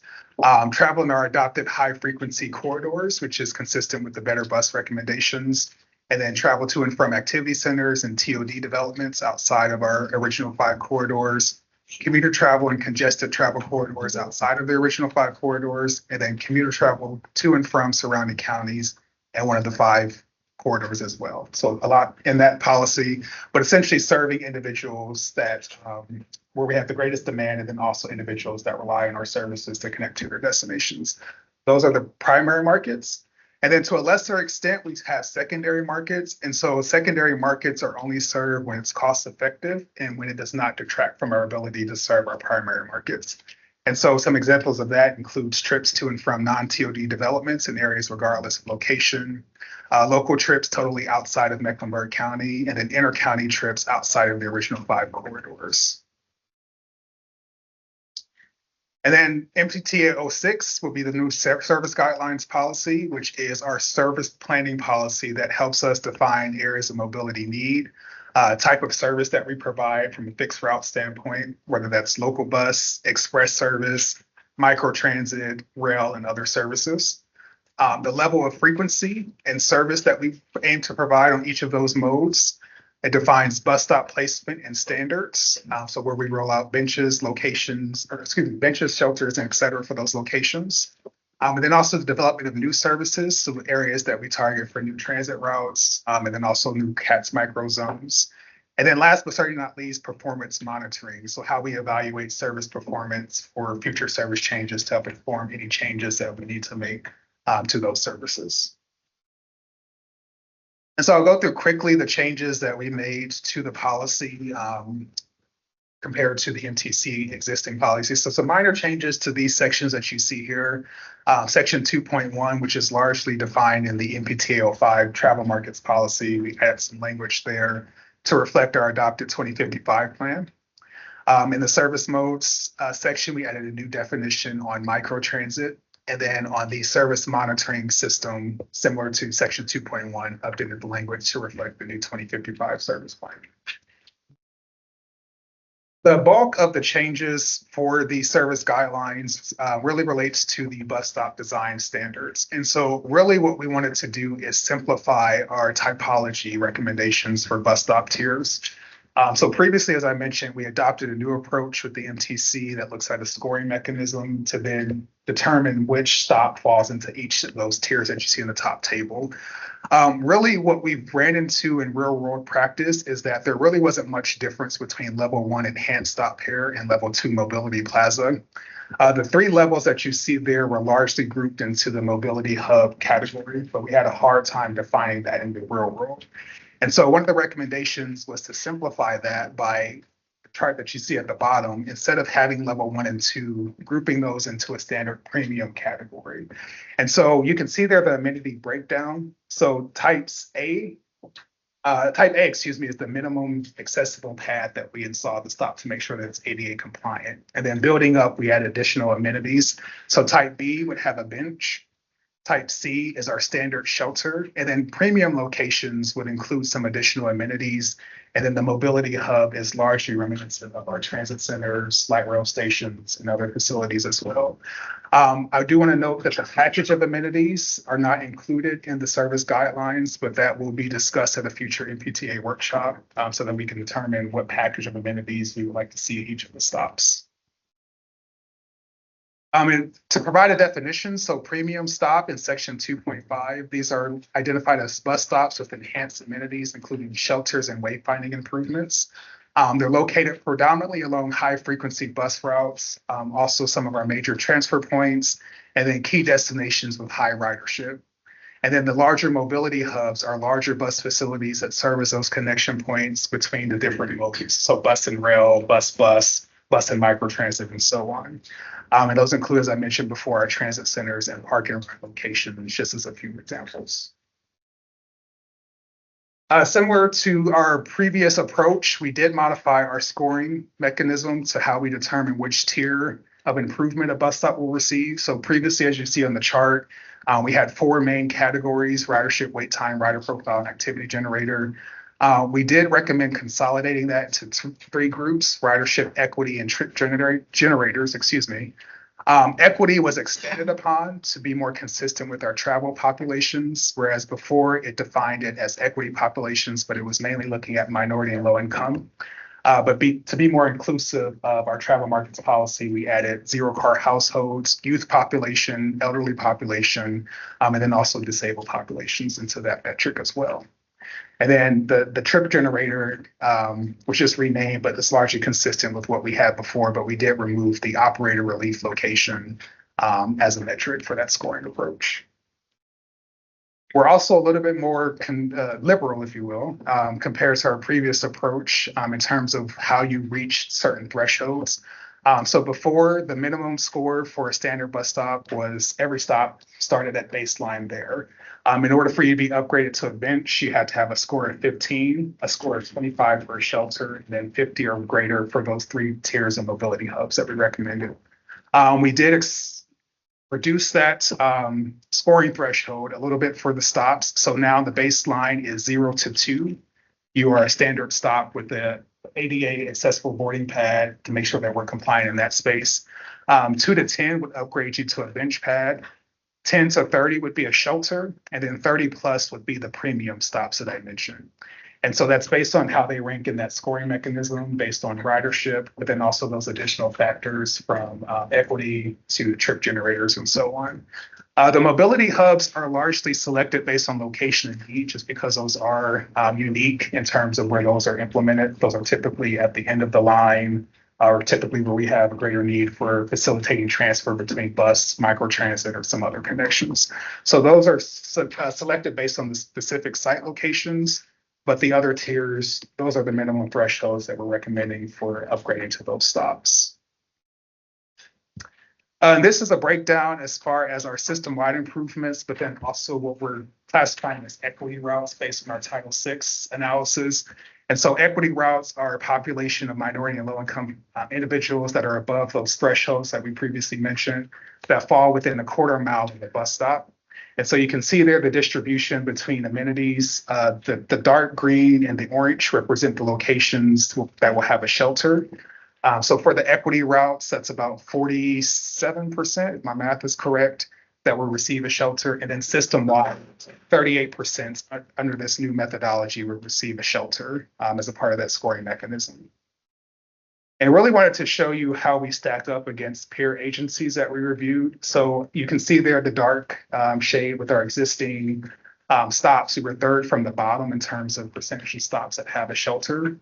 With this new approach, we would be about second, or just under Las Vegas, it looks like, in terms of percent of stops that have bus stops and, shelters placed at those locations. So this is a very large jump for us, but we are really showing that we are consistent and trying to make sure that we are making an impact there and seeing how we stack up against other agencies in that regard. So taking us from the bottom to essentially the top in terms of shelters.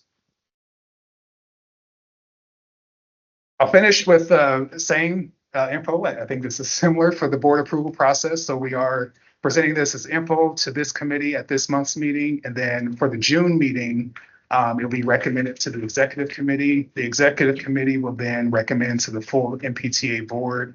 And then we're hopeful that we'll get full board adoption at the June meeting so that we can meet the deadline for the July 1st transition. Oh, last but not least, you all have seen this.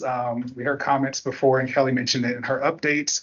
I do want to mention just my team did develop this interactive map so that we can track bus stop improvements. These are the improvements that we either have made or are in progress.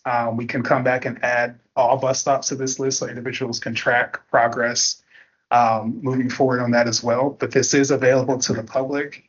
We are working on a dedicated CATS page for bus stops, all things bus stops, from this to the Adopt a Stop initiative I shared with you previously and all other things in that space. So that will be coming live soon and we'll share that information as well. In the meantime, I know we created the link. I think you all have seen it. We were going to walk through briefly, but just in the interest of time, if you wanted to scan that with your mobile phone, that will take you to the website or the interactive dashboard, and you can take a look through that as well. It was in our package.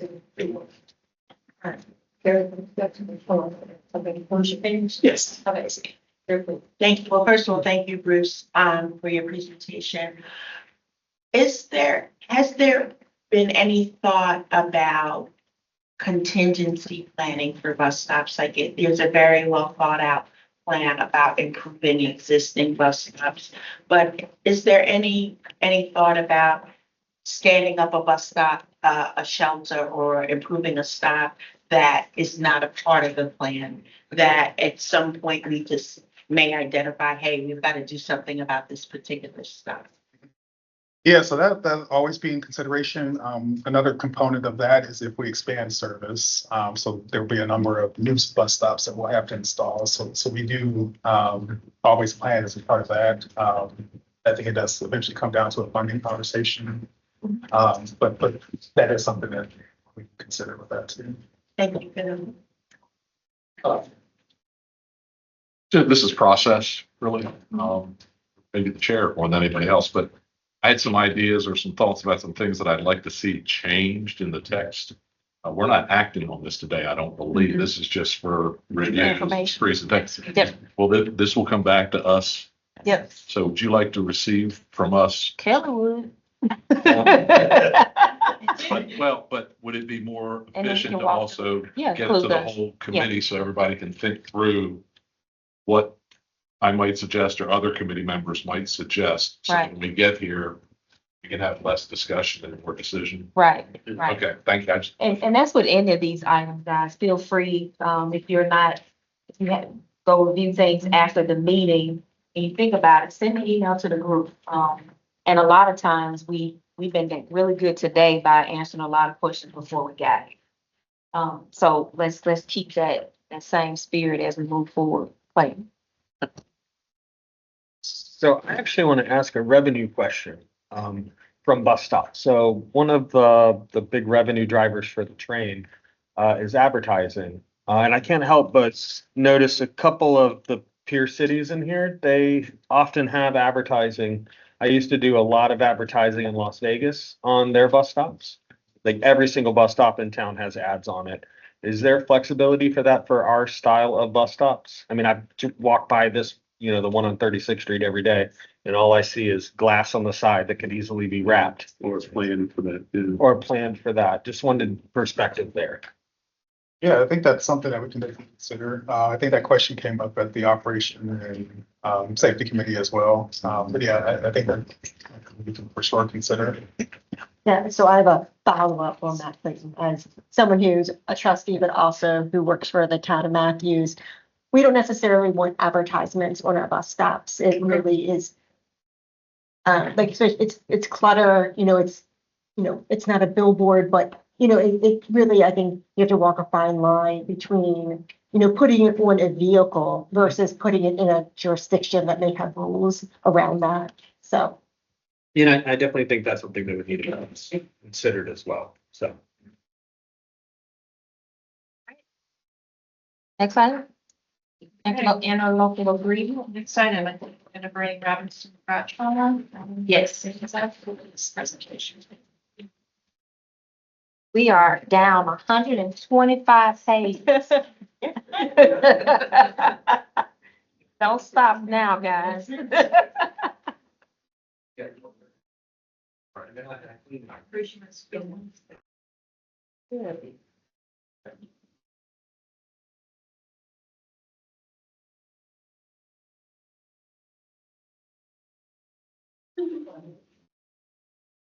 And this is page 125 in your agenda. And this is for information. Same flow as, if you have questions, think about it, open to comments, that kind of thing. Go ahead. Great. How much time do we? 25 minutes. 25. Perfect. Okay. So I'm not going to read this slide to you, but this is what we're going to cover right now, and we'll just go ahead and jump in. Goals for the primary interlocal agreement. This is effectively a contract for an interlocal agreement between the city of Charlotte and the MPTA. And it's really what enables us to satisfy a lot of the requirements of the PAVE Act, and also it sets out the framework for the relationship going forward. It does not try and address all of the things within that framework because that is incredibly complicated. What it does do is talk about the things that need to be addressed when they're addressed and take steps towards the process for how. The goals for it, establishing a collaborative framework for orderly transition. As Trustee Stedman said at the beginning, that was one of the actually, and first and second point really from the Anthony Fox presentation was orderly transition, seamless handover. So really that's what this agreement is designed to do, is to think about all of these issues, talk through them all beforehand with the city as much as possible, and make sure that we've got everything in place to make this as seamless as possible. So for example, we're still fleshing it all out, but there's a lot of issues to deal with, the HR transfer, and when that's going to happen, what information employees need to receive, how the benefits are going to work. Obviously, E&Y is coordinating a lot of that, but this agreement governs the part of the relationship between the city and the MPTA about it. The third goal is really to put us in position to operate transit as an independent authority. We'll get into the phases piece of this later, but we'll be taking steps into that. It's not just like flipping a switch and it happens all at once. We've been gearing up for it for many months now, and that will continue over a period of a number of years. But the key next step is July 1st. And that's when this agreement has to be complete. It's critical path document and has to be done. Fortunately, as shown in the sort of progress bar there on the bottom, really, we've made a lot of progress working with the city's council. It's been very cooperative and collaborative to try and agree on as many issues as possible. Not to say that everything that's written and isn't called out as something that's an open issue to be filled in later is set in stone. Both sides have been very clear that this is subject, the whole document, to the review and approval by the city council and by our board. But we really do feel like we've resolved a very large number of issues, leaving two categories unresolved. One is mechanical issues. Those are points that are really things that we don't necessarily have any disagreement about, or they're not controversial. They just need to be figured out, right? Like, how is this going to work as a practical matter? Things like timelines, things like here's the information that we'll provide on a particular date. So there are some of those in the document that we're still working through. And then the last category, and I think probably the smallest, but the one that's going to take up the most time, is the points that we still need to resolve. There are points where, the MPTA and the city are coming at this from different perspectives and look at some issues in different ways, and we need to come to agreement on all of those points. In the end, this is all collaborative, and it all does need to happen by agreement. And so it's just a process of back and forth to negotiate those points. This is the summary of the transfer that I mentioned earlier with the 3 phases. James, do you want to jump in? Sure, Now? yeah. Stand up or not? I'm just used to it. I'm gonna say seated if that's. Go ahead. I'm just used to it from court. Go ahead. Sure. So real quick, just as a refresher, you guys have all seen this before. The document speaks in 3 phases, which lines up nicely with actually the gates that EY is using the framework.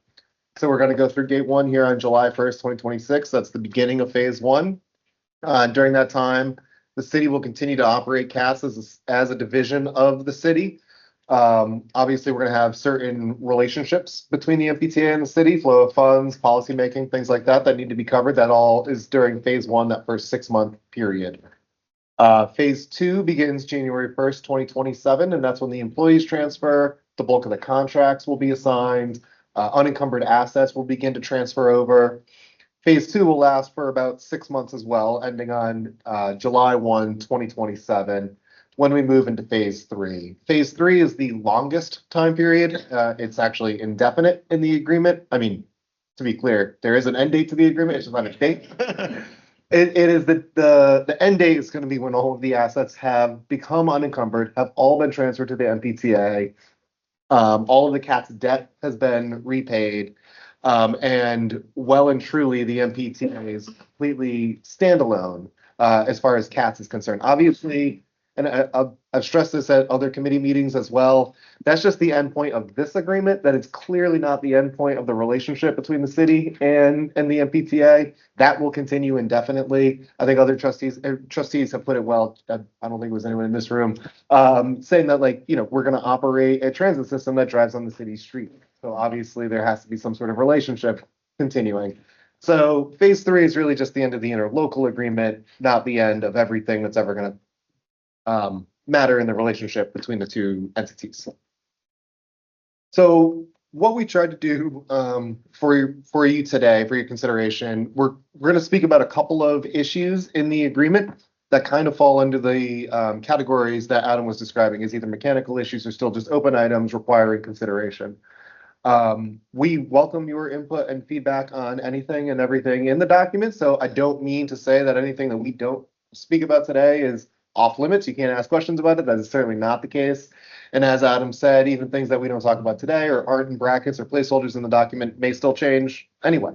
But we did try to just highlight a few issues.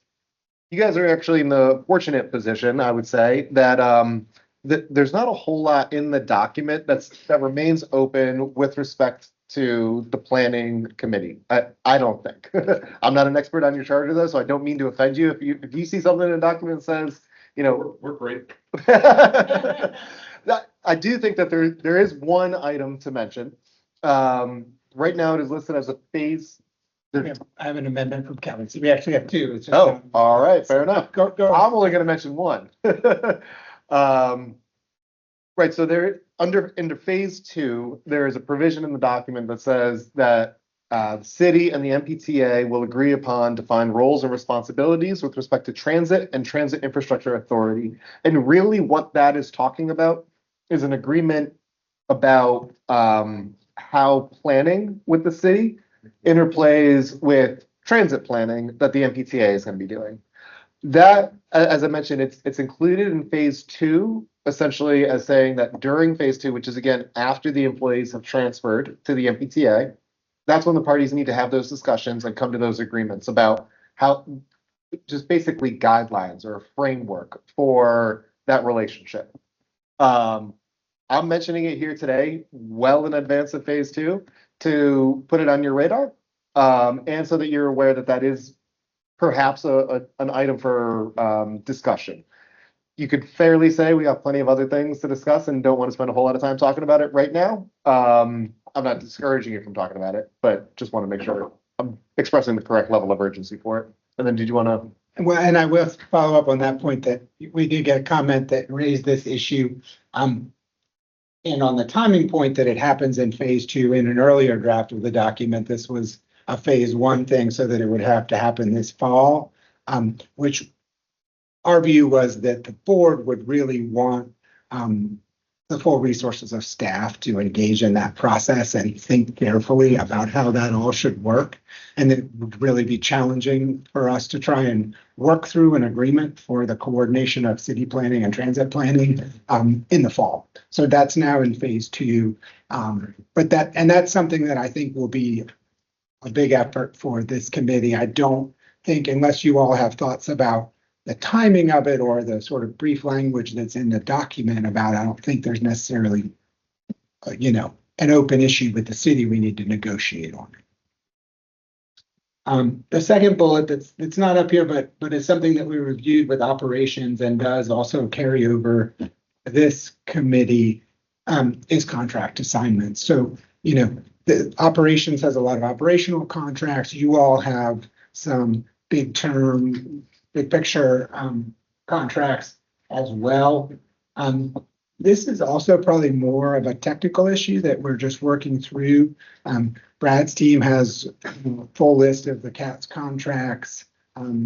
They've been including provisions in those documents for a while now in anticipation of this transition coming that says basically, you're entering the contract with another party. Some contracts say this contract can't be assigned, it can't be shifted over to another party. They've been adding the language to ensure that the CATS contracts can be transferred. It's just a question now of going through the entire universe, seeing if there are some older ones that don't have that language, and then probably to some extent case by case dealing. I'm having a bit of a brain, like, can we go back to the framework of the relationship between MPTA and city planning? What I think we need to add is CDOT, the Transportation Department, because they have the streets portion. Yeah. And so coordinating with them is as equally as important as the planning department. Yeah, maybe we should say city. I was gonna say, I think that Just make it. this may just be an issue of shorthand by me. I think the No problem. agreement just talks about the city generally. Just city departments in general, so we're not, because that streets portion is really, really critical to the work that we'll be doing with the transit work. Yeah, and I agree with Adam that as far as like timing is concerned and the details of the agreement, that may not be a today question. It may not be between now and July 1. Right. I do think though, and I'm not encouraging again this view, but just to make sure everyone's thinking about it, right? There could be a world in which there is no agreement like this. Again, that doesn't mean that there's no relationship between the city and the MPTA, but it also means that like we don't need to necessarily just keep that in mind when you think about like the detail and the breadth and scope of this agreement, right? I think it's inevitable that there needs to be a very good working relationship between the city and the MPTA. I'm raising for consideration whether all of that needs to be written down in a contract or not. or could be, Yeah. given how complicated and. That's should. Yeah. I think that's because if we all go away, we know this organization will evolve. I think that coordination and that framework is important enough. So if someone new comes in, they understand this is very critical to delivering the work that we need to. We need to make sure that we're working hand in hand with the city departments to execute some of these things that we have to do. So, And I do understand that there has been some discussion already between CATS and at least the planning department. I don't know if it involved CDOT along these lines as well. Kelly, are you familiar with those conversations at all? I don't mean to put you on the spot, just asking. Yeah, we've had conversations with both planning and CDOT about this upcoming change in the relationship. And Yeah. we have to put the processes in place. Yeah. Bring that last. So, I'm sorry. No, you go ahead. You go ahead. Why? just quick question. Obviously, the city of Charlotte is not the only township or city noted here. And so I want to make sure that we are inclusive of the remaining, municipalities that have planning departments that have all that is part of it. I think that's going to be very important because Charlotte planning has very little impact in that. No, that's an excellent point. Keep in mind, pardon me, we are talking about the interlocal agreement that is only between the city and the MPTA. So like a requirement about having this kind of agreement naturally flows that it would only talk about the city of Charlotte and the MPTA. But that doesn't mean at all, again, that you wouldn't want to have those agreements with the other towns, that you wouldn't want to have all of those conversations kind of in parallel. So you're being consistent. But I don't think that in this document, in the interlocal agreement between the city of Charlotte and the MPTA, we necessarily need to refer to this. Agree. And obviously the backdrop here is the transfer of assets. Right. So.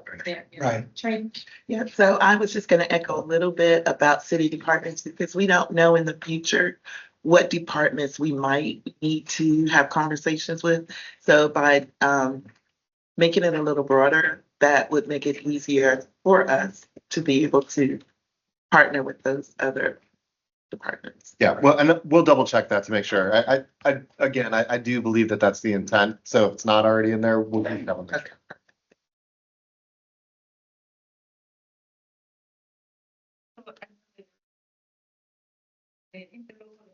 There a mechanism for auditing or for supervision or keeping an eye on the budget and all the money that's leaving out?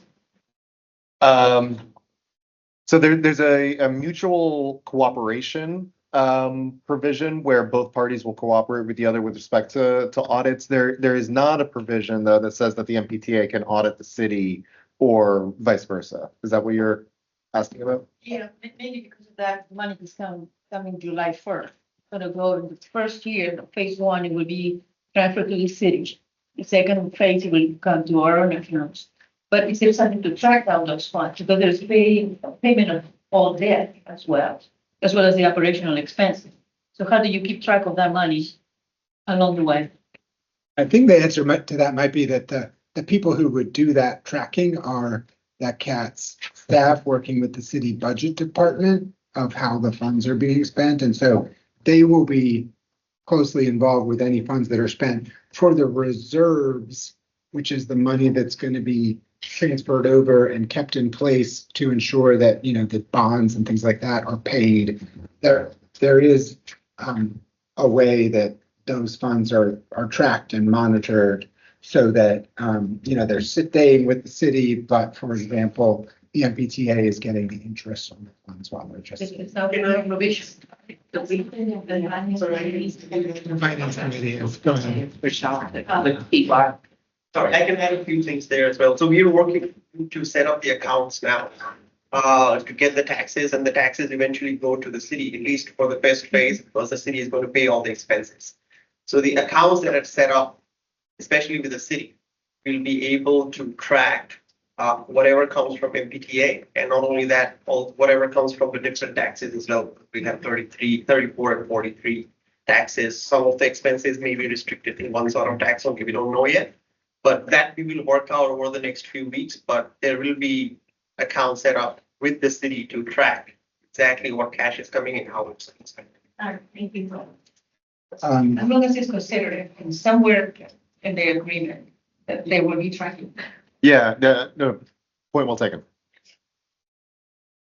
So those were the issues that we wanted to cover with this committee. In the time remaining, did want to also, here, there are a few general issues that are sort of big picture points that sort of that are board decisions, not specific to the committee. And I think the two biggest ones at this point are first bullet there, governing policy and contracting authority during phase. And so the point that that's addressing is that as of July 1, the MPTA will have governance authority over transit operations, but the city will be responsible for, making the buses and trains run on time for the next 6 months. And all of the CATS employees will be employees of the city for that period until they come over to become MPTA employees. And so really this issue is about how do we manage during this sort of overlapping phase where it's our governance, city operations, and how do things work, for example, like contract approvals, right? Like if there's a contract and it's a longer term contract that carries past and it's, involves the sort of governance or policy issue, like how do we work out with the city what the responsibility of each party is? Does everything go to us and through city council for approval in parallel? Is there a carve out for sort of ordinary course or routine contracts that are like, we just earlier today received a list and there's things like, buying brake pads for the trains. Like, I'm not sure that it's over the threshold for board approval, but is it something that involves a real policy question? No, but that's one of the open issues that we're negotiating now. The other is identification and treatment of commingled property. That is a very big one. And what that term really means is all of the things that were used for transit, but either not exclusively used for transit or things that were not purchased with bonds or transit tax funds. So you got it, Bobby. I think that's the key point. Right. We picking up the debt for those assets, for instance, because we're going to be paying all the debt. Does that mean that the profit of the property, it's really not going to belong to the MPTA versus something that the city of Charlotte has already paid for themselves, which would not be co-mingled to be their property, even though it is shared use. And this is, I think that all of the things that have debt on them are pure transit assets, as far as I'm aware. I think this is really at things where there's a shared use, like the transit center is one, where obviously that's the bus hub for transit, it's critical transit use, but the city also uses it. And it has a function for the city solid waste department on part of the property. And so how is that going to work? Right. And that's not property that was purchased with transit funds or a bond where we're taking over bond payments. That's property that, was part of a deal decades ago with Hugh McCall and Bank of America because the city needed a bus station. So like, how are we going to work through those issues? The other big ones are the Gold Line, which the city funded the construction of essentially, and it runs on city streets. So that one is a big commingled asset. There's also the bus maintenance facility on North Davidson, which has a combined use and wasn't, I don't think, paid for with taxes or bonds. The land, maybe wider. The right of way, exactly, between The second. building is. Right. Oh, So, sorry. That's building sitting on city property. And there's a few others like that. Again, we don't and couldn't possibly work out the details of those arrangements between now and July 1st, and get those approved by both boards. But what we're trying to do in this agreement is lay out sort of framework for, we'll sit down, we'll talk about all these issues, and we'll come up with a plan to address them all. So those are the two general issues. Oh, wow, one more. And this is a general question. Right. General question, as we get through this, obviously there are going to be a lot of things that are not up, right? So I know from a private contract and operating agreement things like that, I know we have standards for dispute resolution and like, are things like that also covered inside of interlocal agreements where we've got provisions to solve issues that are not necessarily defined? So this draft basically talks about elevating things for consensual resolution. The dispute resolution provision in here is figure it out, frankly. What I would, That makes you nervous? Very. I understand lose, but I know it's. I understand where you're coming from, but I think it's a reflection of how dependent, frankly, both the city and the MPTA are on each other, and that it's a slightly different than many private transactions in that regard. We could definitely talk to Brad and his team though about interlocal agreements more generally, and whether you can customarily expect to see things like arbitration, mediation, things like that. Something along those lines to help keep us on track without completely derailing, no pun intended, everything. Just to be fair, when I say We it have an says, example of that in the interlocal agreement that we had that established MTC. And so we had some provisions in there about if they didn't approve the budget, what happens if there's a dispute. And we wrote it into that interlocal agreement. So I just think that's important. So thanks. Some good things to know. Okay, We're right at 5. yeah, perfect. we will take 12 seconds. So we are taking these comments, working with Dylan about them, also coordinating on all of the sort of factual stuff in detail with Katz and the EI team. Office hours, we are gonna later on today send an email out that people, if they want to, can sign up for an appointment just to do a call. Sounds so formal. Just to talk to us if people have questions. It's just basically we're making ourselves available all day Friday for folks that have questions. After that, resolve open points with city. That's there's probably a lot more to it than 5 words in that. But that's the next step because it has to go to our executive committee for review and then the full board for approval on June 10th. So we're moving fast.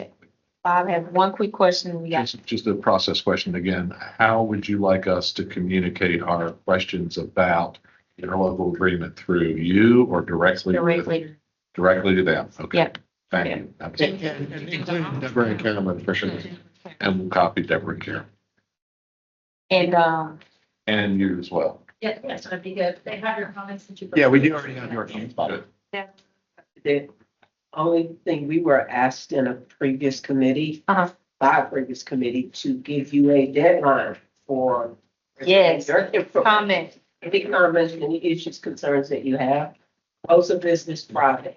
Close the business Friday. Close of business May 15th. So we know it's time. This Friday, May 15th. May 15th. Not next Friday. Gotta keep it processing. So we have one more item. If we could have 3 minutes of your time, maybe not that Yeah, long. sorry, I gave you 25 and I should have given you 20. Forgot. Last item. So last item, agenda item 5H, page 155 in your package is the committee work plan. Your charter requires that the committee develop an annual work plan outlining priorities and scheduled topics for the upcoming year. And so attached in your package on the following page is a draft work plan. It includes a calendar of upcoming items. It also includes a section with topics of special interest where we tried to capture the priorities that were identified from the survey that you all completed that was sent by the chair in March. So we tried to include that there, but also include some of those items as well as upcoming calendar topics as well to come to the committee. So that is provided for your comment, for your input at this meeting, or you can certainly follow up and send comments. This will come back for approval at your June 3rd meeting. At June meeting, so Okay. you have time to look at it. We really try to balance things we have to do, things we like to do. So if you review it, just send us your comments, and we'll try to work it in. But thank you all for providing feedback to develop this, and Kelly for telling us what we have to do. It's quite a sprint. If that's it, any questions, Kelly? I just want to emphasize that now all of the standing committees have had the presentation. Yeah, on the interlocal agreement. Yeah, Like a motion to adjourn? yes. You saw, you have it. And I'll second. All right, Mr. all in favor? All right, everyone else stand up, ready to go. All right. I don't know, I can.